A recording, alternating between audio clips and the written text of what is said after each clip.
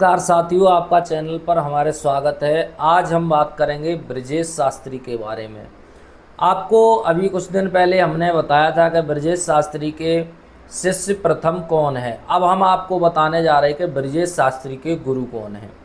दरअसल ब्रजेश शास्त्री जो उत्तर प्रदेश के दिग्गज कलाकार रहे हैं, बड़े ही कलाकार, बहुत बड़े कलाकार माने जाते हैं उत्तर प्रदेश और देश के, जिन्होंने एक छोटे से गांव से उठकर बहुत बड़ी पहचान बनाई और अपना पूरे उत्तर प्रदेश ही नहीं पूरे देश में गायकी के नाम पर अपना नाम कमाया।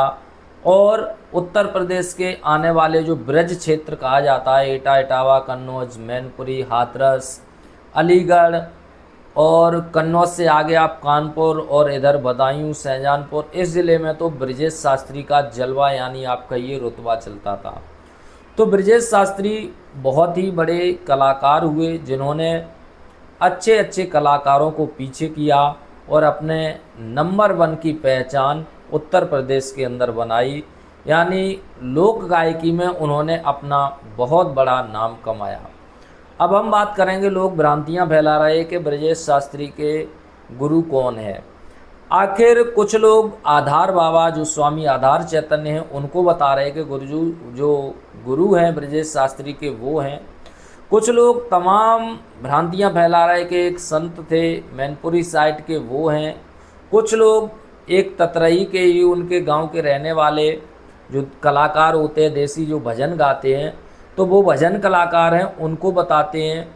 कुछ लोग तो यहाँ तक कहते हैं कि उनके मामा थे, बहुत बड़े गायक थे और वो बहुत ही पुराने भजनों के गायक थे, उनके बारे में जानकार थे, तो कुछ लोग उनको बताते हैं। आज हम बात करेंगे ब्रजेश शास्त्री के गुरु के बारे में कि उनके पहले गुरु कौन थे, स्वामी आधार चैतन्य थे या फिर कोई और थे।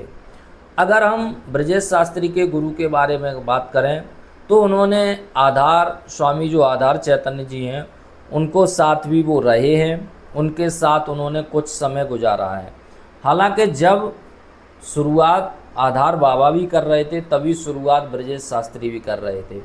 जब ऐसा समय था कि इन लोगों पर कथाएं लोग कम कराते थे और भजन हैं या फिर कोई और कार्यक्रम थे, इस तरीके के ये लोग पहले कार्यक्रम करते थे। लेकिन धीरे धीरे आधार स्वामी चैतन्य जो हुए उन्होंने कथाएं कहना शुरू किया और जब स्वामी आधार चैतन्य धीरे धीरे कथा कहने लगे तो इनके साथ कुछ दिनों तक ब्रजेश शास्त्री भी रहे हैं, ये सच्चाई है। लेकिन कुछ लोग कहते हैं कि उनके गुरु आधार स्वामी हैं, तो हम ऐसा नहीं मानते हैं। ये तो उनके जो घर वाले हैं या उनके परिवार वाले हैं वो इसका स्पष्टीकरण दे सकते हैं। हालांकि उनके मामा हैं, उन्होंने उनको बचपन से सिखाया है और गाना और उनको भजन सिखाना, जो ये काम उन्होंने कुछ कैसेटों में भी उनका नाम लिया। कुछ जो कैसेटें पहले पहले भरी थी वो उनके मामा ने ही बताई थी। तो सबसे पहला हाथ अगर किसी का है उनके साथ तो उनके मामा का ही है और उनके मामा ने ही उनको ज़्यादातर जो चीज़ें कलाकारी है या फिर भजन गाना है या फिर नई नई चीज़ें बताना है उनको बचपन से सिखाया, तो उनको ही गुरु मान सकते हैं। हालांकि वो आधार स्वामी जी के साथ रहे हैं और भी कई संत हैं जिनके वो पसंदीदा रहे हैं और उनकी जो ननिहाल है वो अंजनी में है और अंजनी के ही इनके मामा थे जिन्होंने इनको काफ़ी सिखाया, क्योंकि ये ज़्यादातर ब्रजेश शास्त्री अंजनी गांव में ही रहे हैं और आधार बाबा के साथ भी ये लोग रहे हैं।